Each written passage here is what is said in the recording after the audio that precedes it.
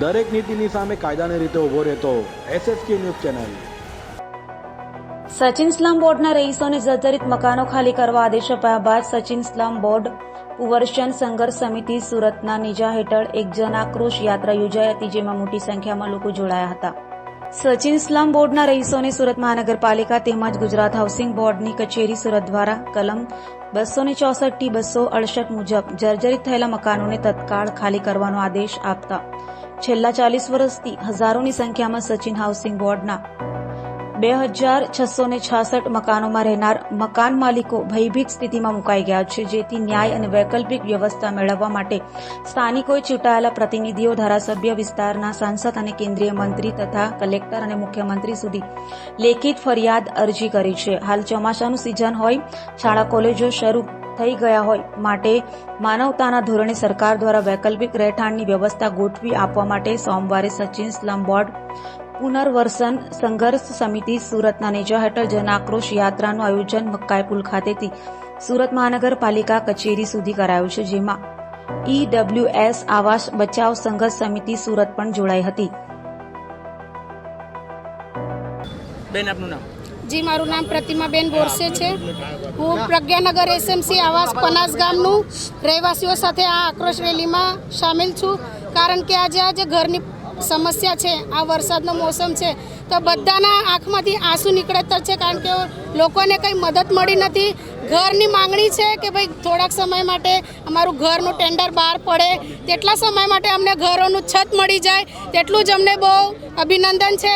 પણ છતાં આ બધો નિર્ણય અમે કલેક્ટર સાહેબને પણ અમે આવેદનપત્ર આપવા ગયા હતા, CR સાહેબને પણ મેં પર્સનલી મળવા ગઈ હતી કે સાહેબ અમારું કંઈ સાંભળો તમે, છતાં અમને કંઈ રાહત જોવા મળી નથી ને ઘરના બદલે ઘર જોઈએ છે અમને, ને પાણીનું કનેક્શન અમારું કાપવામાં આવેલું છે। તો લોકો બધા ક્યાં જશે? પ્રોબ્લેમ એ થઈ ગયેલું છે, કાં તો અમને ભાડું આપો કાં તો અમને ઘર આપો, આટલી જ પનાસવાસીઓની માંગણી છે। એટલે આ બધા સચિન વિસ્તાર છે કે પછી માંદરવા જે વિસ્તાર છે, જેટલા પણ આવાસોની જે માંગણી છે, બધાની અવાજ સાંભળે અને એટલો જ અમારો પ્રશ્ન છે, અમારી માંગણી પૂરી કરો। આજે સચિન સ્લમ બોર્ડ પુનર્વસન સંઘર્ષ સમિતિ અને EWS આવાસ બચાવ સંઘર્ષ સમિતિ સુરતના સંયુક્ત ઉપક્રમે મહેરબાન મ્યુનિસિપલ કમિશનર સાહેબને રજૂઆત કરવા અમે લોકો મોટી સંખ્યામાં જઈ રહ્યા છે। કારણ એ છે કે અત્યારે વરસાદનો સમય છે। સચિન સ્લમ બોર્ડને 40 વર્ષથી 2666 મકાનો ત્યાં રહે છે। પૂરા સ્લમ વિસ્તારમાં જોઈએ સુરત શહેરમાં તો હજારો લાખોની તાદાદમાં EWS આવાસ બનેલા છે। એમાં ગૌતમ બુદ્ધ નગરથી લઈને તમામ નગરોમાં પાપડી પડી રહી છે અને મકાનો એકદમ સ્ટ્રક્ચર ડાઉન થઈ ગયું છે। બનાસમાં 750 મકાનો છે, એમને ડાયરેક્ટ કોઈપણ વૈકલ્પિક વ્યવસ્થા કર્યા વગર તોડી પાડવાની વાત મહાનગરપાલિકા કરી રહી છે।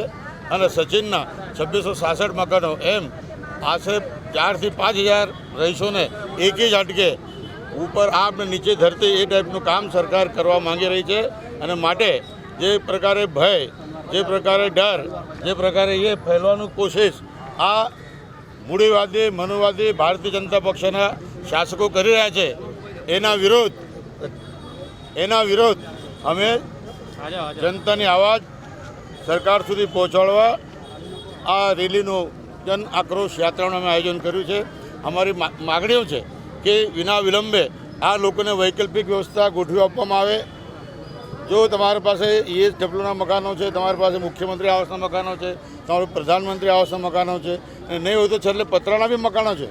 અમે લોકો ધારાસભ્ય શ્રી સંદીપ દેસાઈને મળ્યા, સાંસદને કેન્દ્રીય મંત્રી શ્રી CR પાટીલ સાહેબને મળ્યા, આ 4 દિવસ પહેલાં કલેક્ટર સાહેબને મળ્યા, પરંતુ કોઈએ પણ પાકું આશ્વાસન અમને આપેલ નથી। અને માટે આજે આ મોરચા દ્વારા અમે જઈ રહ્યા છીએ। અને અમારી માગણી પરથી જો સરકાર આ કાળા કાન કરશે તો અમે લોકો જેલ ભરો સુધીનું આંદોલન કરવા તૈયાર છે।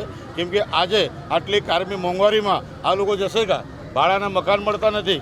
કાલે હું માનદરજા ગયો હતો રાત્રે 12 વાગે, તો ત્યાં મેં જો એટલી ભયાનક પરિસ્થિતિ આ સુરત શહેરમાં રહેનાર લોકોને આવી ગઈ છે કે જે ઉપર આપ ને નીચે ધરતી આવી કન્ડિશન આ 5,000 થી 7,000 મકાનોની જો સરકાર કરશે તો એના પરિણામ ભારતીય જનતા પક્ષને અને એમના શાસકોને ભોગવવા પડશે।